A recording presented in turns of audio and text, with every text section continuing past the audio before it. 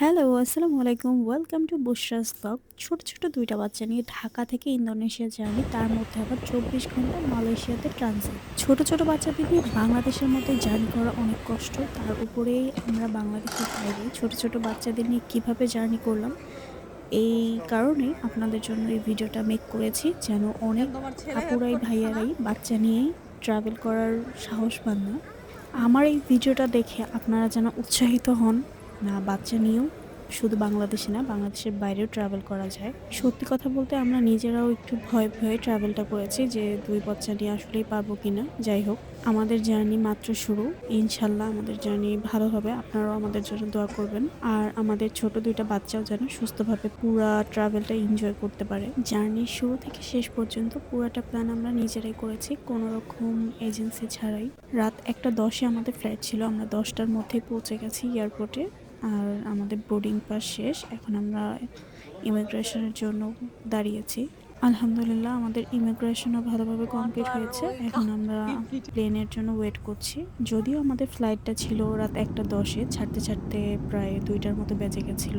আর এটা হচ্ছে সকালে। মালয়েশিয়া টাইম ৭টা বাজে আমরা পৌঁছে গেছি। এখন মালয়েশিয়া এয়ারপোর্টে আমাদের ২৪ ঘন্টা ট্রানজিট। আর এই ট্রানজিটটা এয়ারলাইন্সের ভুলের কারণেই হয়েছে। দ্যাটস ওয়াই তারা আমাদের হোটেল এবং সারাদিনের যা খাবারের কস্ট সেগুলা তারা প্রোভাইড করবে। এয়ারপোর্টে পৌঁছানোর পর আমাদের যেহেতু ইমিগ্রেশন ঝামেলা ছিল না, আমরা আস্তে ধীরে এয়ারপোর্টে ঘোরাঘুরি করে দেন আমাদের ওই হোটেলের ওখানে পৌঁছাই। আর তারা জানায় যে তখন তো হয়তোবা ৮টা-৯টার মতো বাজে। তো তারা জানায় আমাদেরকে ১২টা বাজে রুম দিতে পারবে। এর মাঝখানে ৩-৪ ঘন্টা আমাদের ওখানে ওয়েটিং রুম ছিল। তো ওইখানে খাওয়া-দাওয়া ছিল। দেন আমরা ব্রেকফাস্টটা শেষ করি। ১২টা পর্যন্ত এই ৩-৪ ঘন্টা আমরা এখানেই কাটাবো। তো আমরা আমাদের ব্রেকফাস্ট শেষ করার পরে হালকা পাতলা একটু বাইরে ঘোরাঘুরি করব। বাইরে বলতে মালয়েশিয়া এয়ারপোর্টের মধ্যেই। ব্রেকফাস্ট ছিল বুফে সিস্টেমের, যে যার মতো পছন্দ মতো আমরা খাওয়া-দাওয়া করলাম। যদিও আমাদের দেশের সাদা ভাতের সাথে ওদের সাদা ভাতের তুলনা নেই, কারণ আমাদের সাদা ভাত অলওয়েজ বেস্ট।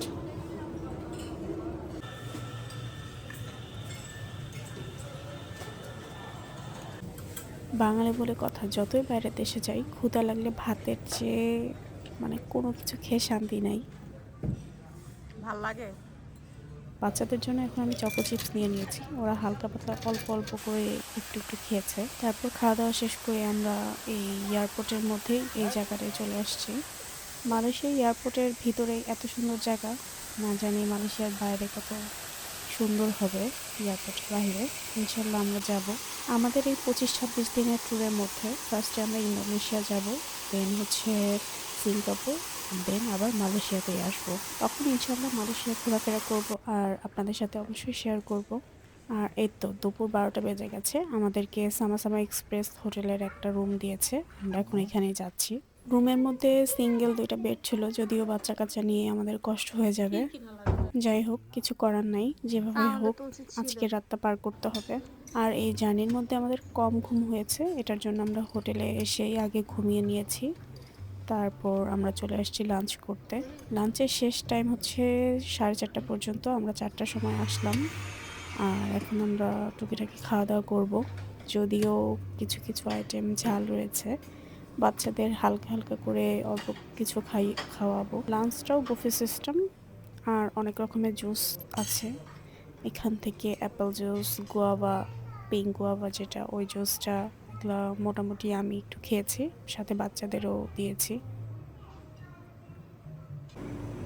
অনেকগুলো ডেজার্ট আইটেম ছিল, বাট আমি বাচ্চাদের খুব কম দিয়েছি, কারণ জার্নির মধ্যে বাই চান্স ডেজার্ট আইটেমগুলো খেয়ে পেট খারাপ হতে পারে। বাচ্চাদের নিয়ে ট্রাভেল করলে খাওয়াটা অবশ্যই একটুখানি খেয়াল রাখলে ভালো হয়। কারণ খাবারের জন্যই বাচ্চারা অসুস্থ হয়ে যেতে পারে।